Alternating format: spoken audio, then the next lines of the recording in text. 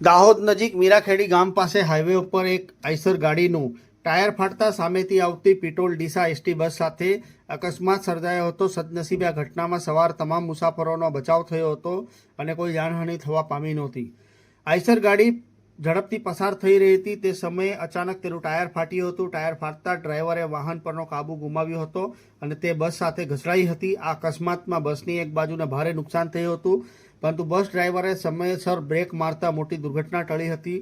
અકસ્માત બાદ હાઈવે પર લાંબો ટ્રાફિક જામ સર્જાયો હતો, જેના કારણે વાહનોની લાંબી કતારો જોવા મળી હતી.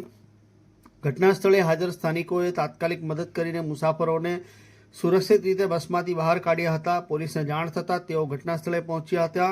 અકસ્માત અંગેની તપાસ તેમજ કાનૂની કાર્યવાહી શરૂ કરવામાં આવી છે પોલીસ દ્વારા. ત્યારે ટ્રાફિક પોલીસે હાઈવે પરની અવરજવર ધીમે ધીમે સામાન્ય કરવા માટે વ્યવસ્થા સંભાળી હતી.